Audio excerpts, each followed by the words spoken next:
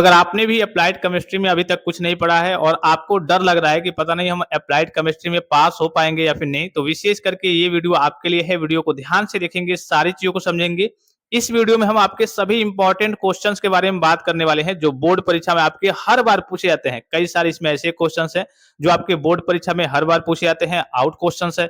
कई सारे क्वेश्चंस इसमें ऐसे हैं जो 1 साल के गैप पे पूछे जाते हैं। तो वीडियो को ध्यान से देखेंगे, सारी चीजों को समझेंगे। और अगर आप इतना पढ़ लेते हैं, इस पीडीएफ को आप सेव करके क्वेश्चन को भी रखे रहेंगे, जैसे आप एग्जाम देकर के आएंगे तब आप हमसे बताएंगे इस पीडीएफ से जो भी आपको इंपॉर्टेंट क्वेश्चन मैं बता रहा हूँ, इससे बाहर शायद ही आपको कोई क्वेश्चन वगैरह हो सकता है 1 नंबर 2 नंबर में कुछ छोटे छोटे क्वेश्चन इधर उधर से पूछ जाते हैं। अदरवाइज जितने क्वेश्चन पूछे जाएंगे वो सारे क्वेश्चन आपके इसी के अंदर से पूछे जाएंगे। तो वीडियो को ध्यान से देखेंगे, सारी चीजों को समझेंगे और इसके आंसर का पीडीएफ, और अगर आपको सभी सब्जेक्ट के नोट्स चाहिए, प्री बोर्ड का इस बार का 2025 का आपको नया अगर पेपर चाहिए प्रैक्टिस के लिए, और आपको सभी सब्जेक्ट के नोट्स वगैरह चाहिए और पिछले 10 साल के ओरिजिनल बोर्ड पेपर वगैरह भी, तो ये सारी चीजें आप जाकर के पॉली वाला टेक्निक एप्लीकेशन से प्राप्त कर सकते हैं। डायरेक्ट लिंक मैं आपको इसी वीडियो के डिस्क्रिप्शन बॉक्स में सबसे ऊपर दे रहा हूँ। यहाँ से आपको काफी हेल्प मिलती है, क्योंकि अगर आपको देखिए आपका सिलेबस काफी लंबा होता है, बहुत सारी चीजें होती हैं, तो अगर आपको इंपॉर्टेंट क्वेश्चंस मालूम चल जाते हैं तो निश्चित तौर पे आपकी बैक नहीं लगती है। और जो बच्चे इसको नजरअंदाज कर देते हैं, इग्नोर कर देते हैं, कहते हैं कि अरे हमने पढ़ाई कर ली है, वो ऐसी चीजों को पढ़े हुए होते हैं कि जो उनके एग्जाम में पूछा ही नहीं जाता है, वो जानते ही नहीं है कि हाँ ये पूछा जाता है या फिर नहीं पूछा जाता है। तो उन्हीं सभी बच्चों की बैक वगैरह लगती है। ठीक है, यहाँ पे देखिए पहला क्वेश्चन क्या है। पहला क्वेश्चन आपको इंटरफेस पे दिख रहा होगा, what do you understand by hydrodynamic and boundary lubricants, यानी कि हाइड्रोडायनेमिक और सीमा स्नेहक से आप क्या समझते हैं।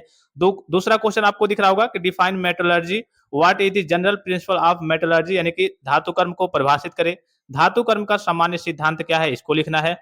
फिर तीसरा क्वेश्चन दिख रहा होगा, define quantum number and its types, यानी कि क्वांटम संख्या और इसके प्रकार को परिभाषित करें। एक चीज का और आपको विशेष ख्याल रखना है, देखिए जैसे कि यहाँ पे आपको दिख रहा होगा क्वांटम संख्या को परिभाषित करना है और इसके प्रकार को लिखना है। हो सकता है कि आपसे डायरेक्टली ऐसे पूछ लिया जाए कि हाँ मुख्य क्वांटम संख्या को परिभाषित कीजिए, द्विगांशी क्वांटम संख्या को परिभाषित कीजिए। कभी कभी नाम लेकर के उसके टाइप्स को भी पूछ लिया जाता है। अब जाहिर सी बात है कि अगर आपको इतना याद है कि क्वांटम संख्या क्या होता है, इसके प्रकार ये हैं, उसके बारे में अगर आपको याद है तो नाम लेकर के ही पूछता है तभी आप लिख देंगे। भाई जाहिर सी बात है कि अगर आपसे पूछा जाए कि आपके खानदान में कितने लोग हैं, तो आपने कहा कि 20 लोग हैं, उन सभी के नाम आपको लिखने हैं। ठीक है, तो जाहिर सी बात है कि आप लिख देंगे कि हाँ हमारे खानदान में 20 लोग हैं, 20 का नाम ये फलाना फलाना फलाना है, जो भी होगा। अगर आपसे डायरेक्टली पूछा जाए कि हाँ आप अपने दादाजी का नाम लिख दीजिए, आप अपने पिताजी का नाम लिख दीजिए, तो आप लिख देंगे, क्योंकि आपको सभी के अपने खानदान के जितने लोग हैं सभी का नाम याद है। तो आपको अगर डायरेक्टली उसके अंदर से भी कुछ भी पूछा जाता है तो वो भी लिख देंगे। सेम उसी प्रकार से अगर आपको ये याद है डिफाइन क्वांटम नंबर और इसके प्रकार अगर याद है, तो आपसे अगर मान लीजिए कभी कभी ये नहीं पूछता है, कभी कभी पूछ भी देता है, अगर उसके टाइप्स पूछ दे या फिर नाम लेकर के पूछ दे कि हाँ इसके मुख्य क्वांटम संख्या को परिभाषित कीजिए उदाहरण के साथ, तब भी आप लिख देंगे, कोई समस्या नहीं है। तो इस तरीके से भी क्वेश्चन वगैरह अराइज होते हैं। फिर देखिए right the drawbacks of Rutherford and Bohr atomic model, यानी कि रदरफोर्ड और क्या है बोर के परमाणु मॉडल के क्या लिखना है, आपको दोष लिखने हैं। फिर write 3 examples of its sp² and sp3 hybridisation, यानी कि sp2 और sp3 संकरण के 3 उदाहरण लिखिए। कभी कभी इसका आपसे डिफिनेशन पूछ जाता है और इसमें आपको डायग्राम वगैरह भी बनाना पड़ता है, इस बात का आपको विशेष ख्याल रखना है। ठीक है, फिर देखिए explain the difference between N orbit and orbital, यानी कि कक्ष और कक्षक में अंतर स्पष्ट कीजिए, इन दोनों में डिफरेंस क्या होता है, इसको आपको बताना है। फिर देखिए what is chemical bonding, define iconic covalent and coordination bond with to examples, यानी कि रासायनिक बंधन क्या है, आयनिक सहसंयोजन और समन्वय बंधन को दो उदाहरण के साथ परिभाषित करें। ये आपका वेरी वेरी इंपॉर्टेंट है, हर बार इससे क्वेश्चन आपका पूछा जाता है। कभी कभी नाम लेकर के पूछ जाता है कि हाँ इसको यानी कि सहसंयोजन बंध को या फिर आयनिक बंध को करिए परिभाषित कीजिए एग्जाम्पल के साथ। कभी कभी पूरा आपसे पूछ जाता है। ये आपका बॉन्डिंग वाला हो गया और एक आपका संकरण वाला हो गया। इससे 100% है कि क्वेश्चन पूछे जाते हैं। ये दोनों करिए कि आउट टॉपिक्स हैं। ठीक है, फिर देखिए डिफाइन द टर्म्स, ये आपको डिफाइन करने के लिए पूछा जाता है। अब कभी कभी ऐसे पूछ जाता है कि केवल मोलैरिटी पूछ लिया जाता है, मोलैरिटी पूछ जाता है। कभी कभी ऐसे मान लीजिए कि शॉर्ट में आपसे पूछ जाता है, जैसे 1 नंबर दे दिया, कहेगा कि हाँ पीपीएम का फुल फॉर्म लिखिए। ठीक है, मोल फ्रैक्शन से आप क्या समझते हैं, कभी कभी ऐसे पूछ जाता है। कभी कभी इन 3 को एक साथ दे देता है कि हाँ इस पे टिप्पणी कीजिए, ऐसे कर लिया जाता है। तो क्या है आपका मोलरता है, मोललता है, नॉर्मलता है, पीपीएम है, द्रव्यमान प्रतिशत है, आयतन प्रतिशत है और मोल अंश है, मोल प्रभाव जिसे कहते हैं। ठीक है, ये है। फिर व्हाट इज कंसंट्रेशन, एक्सप्लेन, यानी कि एकाग्रता क्या है समझाइए। फिर डिफाइन टीडीएस एंड ईडीटी, ये आपका कई बार पूछा गया है। कभी कभी डायरेक्टली इससे आपसे कहता है कि मतलब इसका फुल फॉर्म लिखिए और कभी कभी इसको डिफाइन करने के लिए भी कहता है। ठीक है, तो यहाँ पे डिफाइन भी करना है, इसको फुल फॉर्म भी इसका, जाहिर सी बात है जब डिफाइन करेंगे तो इसका फुल फॉर्म तो पहले आप लिखेंगे। ठीक है, फिर देखिए नेक्स्ट क्वेश्चन क्या है, right the physical and chemical properties of good lubricants, यानी कि अच्छे स्नेहक के भौतिक और रासायनिक गुण को आपको यहाँ पे डिफाइन लिखना है। फिर draw the diagram of P and D sub shell and how many electrons can be present in them, यानी कि पी और डी उपकोष की आकृति बनाइए तथा इनमें कितने इलेक्ट्रॉन रह सकते हैं, इसको भी आपको बताना है।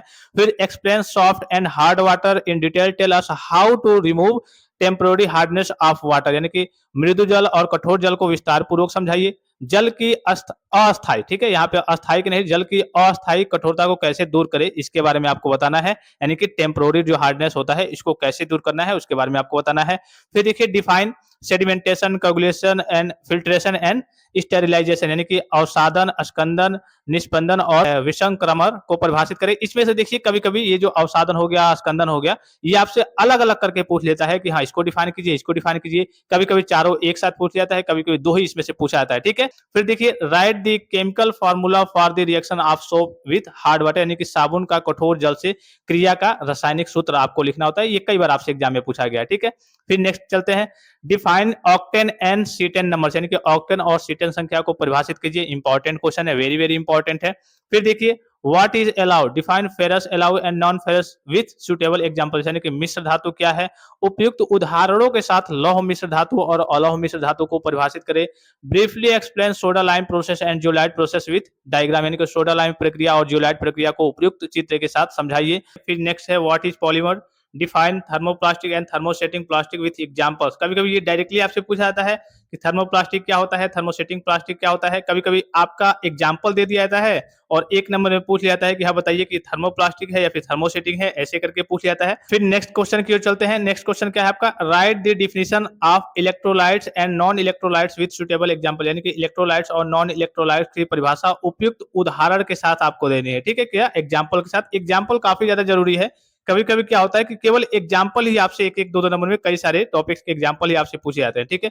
फिर देखिए right the Faraday law of electrolysis, यानी कि फैराडो के इलेक्ट्रोलिसिस के नियम को लिखिए। फिर briefly explain primary cell and secondary cell, यानी कि प्राइमरी सेल और सेकेंडरी सेल को आपको सही से समझाना है। फिर write the full name of two uses of PVC PS and PTFE, यानी कि पीवीसी पीएस पीटीएफई का पूरा नाम और दो दो उपयोग आपको लिखने हैं। फिर write the chemical composition of coal gas and producer gas, यानी कि कोयला गैस और उत्पादक गैस की रासायनिक संरचना आपको लिखनी है, ठीक है। इसके कभी कभी उपयोग भी पूछ जाते हैं कि इनका उपयोग कहाँ किया जाता है। फिर देखिए निम्न पर संक्षिप्त टिप्पणी लिखिए, शॉर्ट नोट आपको लिखना होता है, ये काफी सिंपल होता है और इसमें से आपके 3-4 पूछे ही जाएंगे। फिर इसमें आपको पहला दिख रहा होगा कि पाउली एक्सक्लूजन प्रिंसिपल, यानी कि पाउली का अपवर्जन का सिद्धांत। स्केल एंड स्लज, यानी कि स्केल और कीचड़।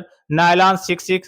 फिर आपका बैकेलाइट हो गया। फॉर्मिंग एंड प्राइमिंग, यानी कि फॉर्मिंग और प्राइमिंग हो गया। फिर आपका हुंड का नियम हो गया। फिर एचसीवी एंड एलसीवी हो गया। फिर अफबाव का रूल हो गया, अफबाव का नियम हो गया। फिर आपका ऑक्सीडेशन एंड रिडक्शन हो गया। इसमें से 4-5 टॉपिक्स आपके एग्जाम में पूछे जाते हैं। फिर देखिए what do you understand by rubber, right the chemical name of rubber. इसका एक और मैं आपको पार्ट प्रोवाइड कर दूंगा। क्या करूंगा, एक और मैं आपको पार्ट प्रोवाइड कर दूंगा कि इसमें आपके जो एक एक और दो दो नंबर के क्वेश्चन ज्यादातर पूछे जाते हैं, वो किस किस टाइप के पूछे जाते हैं, कौन कौन से वो क्वेश्चन हो सकते हैं, तो जल्दी आपको वो वीडियो देखने को मिल जाएगा। अदरवाइज ये आपने अगर इतना आपने तैयार कर लिया, निश्चित तौर पे आपकी कभी भी किसी भी कंडीशन में बैक नहीं आने वाली है। अप्लाइड केमिस्ट्री में आप कभी भी फेल नहीं होंगे अगर इतना आपने तैयार कर लिया तो, ठीक है। और विथ आंसर, इसका आंसर के साथ आपको पीडीएफ पॉली वाला टेक्निक एप्लीकेशन पे देखने को मिल जाएगा। थोड़ा सा डिटेलिंग में मैंने वहां पे आपको बताया है कि जैसे एक कोई टॉपिक हो गया, उसके केवल अगर इसमें टाइप्स ही पूछे गए हैं, लेकिन मैंने वहां पे जब मेंशन किया है तो आपका शुरू से मैंने वहां पे मेंशन किया है कि आप पढ़ेंगे, एक बार रिवीजन करेंगे तो शुरू से आपका सारा रिवीजन हो जाएगा, तो आपके सामने कोई समस्या नहीं आएगी। और अगर थोड़ा सा गहराई से ही पूछ लिया जाए तब भी आपके सामने कोई समस्या नहीं आएगी। चाहे एक एक नंबर का उसमें से पूछ लिया जाए, 20 से निकाल करके कुछ टॉपिक्स, तब भी आप लिख लेंगे, तब भी आप समझ लेंगे उसमें से। और अगर आपसे 2-2 नंबर या फिर 2.5 नंबर में पूछे जाएंगे तब भी आपको कोई समस्या नहीं होगी वहां। यह आपका पार्ट फर्स्ट है, जल्दी मैं आपको इसका पार्ट सेकंड प्रोवाइड कर दूंगा। अदरवाइज अगर आप इतना तैयार कर लेते हैं तब भी आपके सामने कोई समस्या नहीं आने वाली है एग्जाम में।